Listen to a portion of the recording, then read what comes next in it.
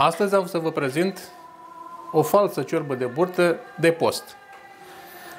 Pentru a face o astfel de ciorbă de burtă vom folosi jumătate de kilogram de pleurotus, ciuperci, o jumătate de țelină, un păstărnac, 3 morcovi, cam 10 căței de usturoi, un ardei capia, o ceapă și pentru pasta care se adaugă pentru a lua forma și culoarea ciorbei de burtă, adică smântâna, vom folosi 50 de grame de sâmburi de caju, pe care îi vom amesteca cu usturoi și îi vom blendui.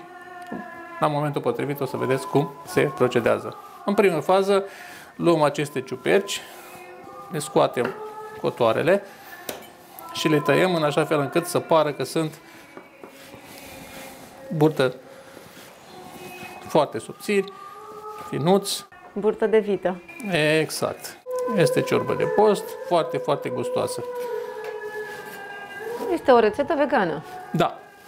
Sunt foarte multe rețete care folosesc ciupercile ca ingredient principal, dar folosesc smântâna și ou.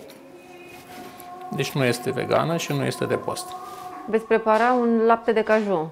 Facem un lapte de caju, o smântână de caju mai degrabă, pentru că este un pic mai consistentă. Și vom folosi morcovul și câțiva gogoșari pentru a da un pic de gust de oțet, un pic acrișor. Bineînțeles că la masă se mai poate fiecare după gust să adauge oțet. Se pot înlocui aceste ciuperci? Se pot înlocui, se pot folosi și șampinion, dar nu mai e același lucru. Nu mai dă impresia de burtă. Exact, pleurotusul aduc foarte mult cu burta. Și sunt ceva mai gustoase, să știți. Este o rețetă dificilă? Nu, este foarte ușor de făcut, durează cam jumătate de oră cu totul. Este foarte simplu de făcut, rapid și foarte gustoasă și consistentă. Folosim cam 3 litri de apă pentru jumătate de kilogram de ciuperci. Când am făcut mamei prima dată chestia asta, când am fost acasă, s-a uitat la mine așa cu niște băieți: ce faci tu acolo, băiete? Zic: mama, fac și eu ceva ce am învățat.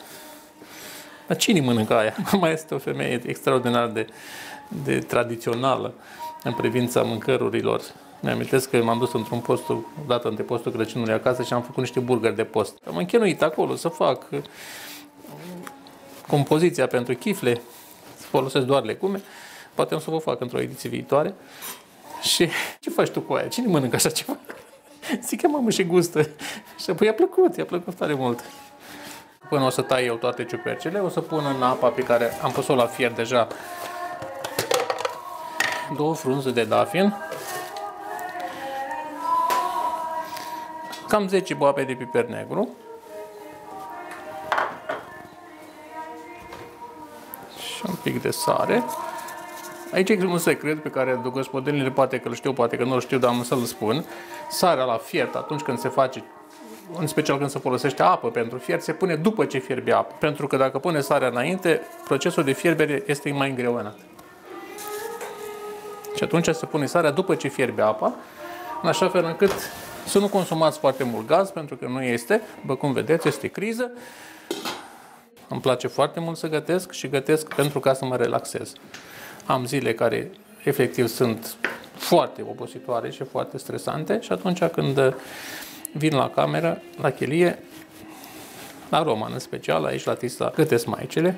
Eu fac doar atunci când mă invită să gătesc cu ele, să fac pizza, să fac ciorba asta sau să fac mici de pești sau alte specialități la care mă pricep eu, nu mai bine, dar mă pricep eu și le ajut cu mare drag. Există o glumă.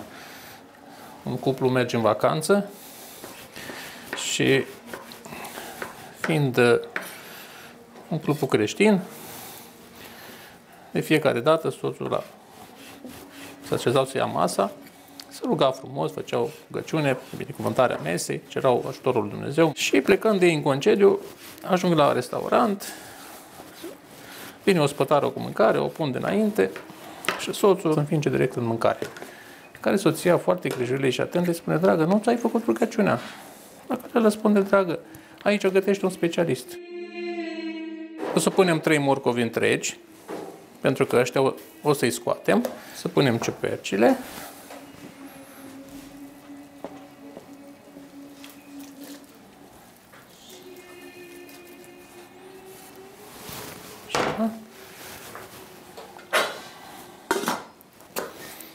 să tăiem păstărnacul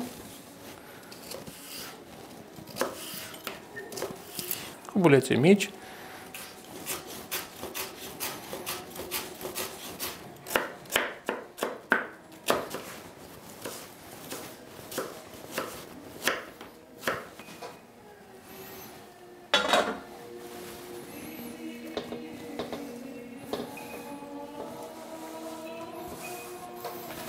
Așa. Așa tăiem. Poate fi gogoșar? Da, poate să fie și gogoșar, capea este un pic mai dulce. Am pus morcovul, ciupercile, păstârnacul, boabele de piper negru, frunzele de dafin. Acum punem ardeiul capia. Și cât timp vor sta la fiert? 15 minute.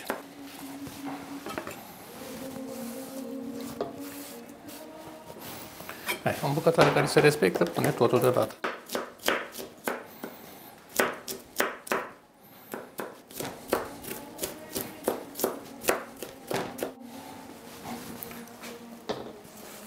Așa mai avem depus țelină și putem da drumul la foc.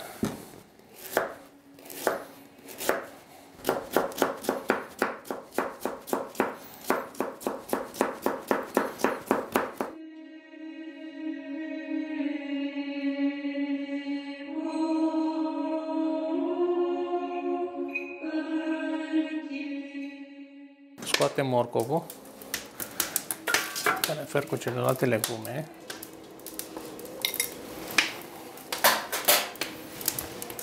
Așa.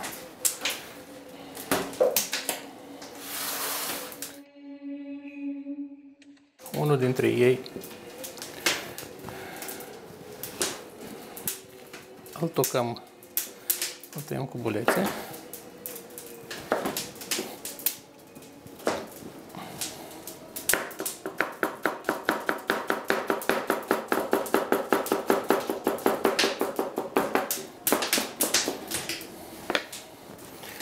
Punem în tigaie. Așa. Pe ceilalți doi îi tăiem bucăți mici și îi băgăm la blender. Să facem o pastă. Va deveni mai cremoasă. Da, pentru că ea nu are consistență încă. Și adăugăm și gogoșarii, pe care noi mai tai pentru că sunt foarte mici. Cam 3 gogoșari. Să pun, da, la dimensiunea asta.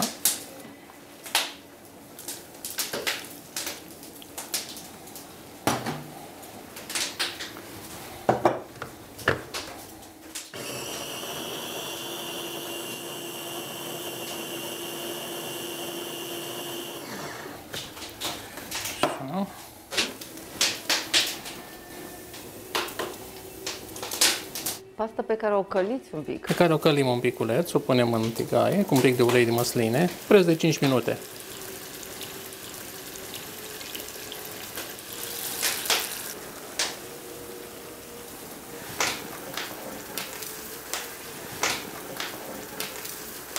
Aici am pus nucele de caju. Se pun de obicei de cu seară, cam 12 ore să stea la înmuiat. Pentru că noi nu le-am pus de foarte puțin timp, n-au luat suficientă apă, nu s-au înmuiat suficient, atunci le dau într-un clocăt. Prin călirea morcovului și ardeilor, capăt un gust un pic special.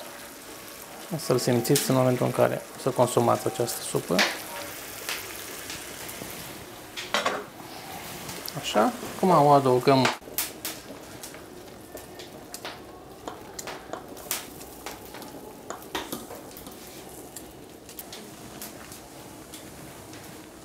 deja s-a colorat foarte frumos.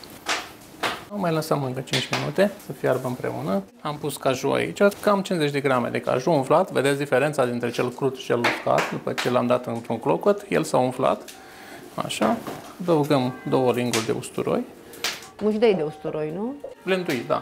Se pot pune căței direct aici, dar pentru că noi l-am avut făcut, îl punem așa. Și un pahar cu apă.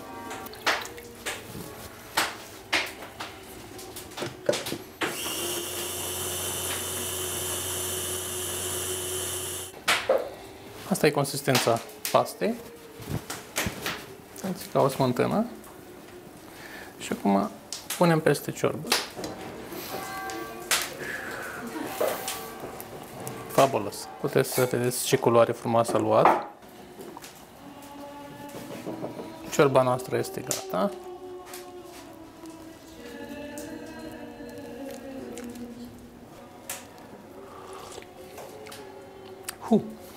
Superbă. Foarte bună. Mulțumim mult! Mulțumim frumos!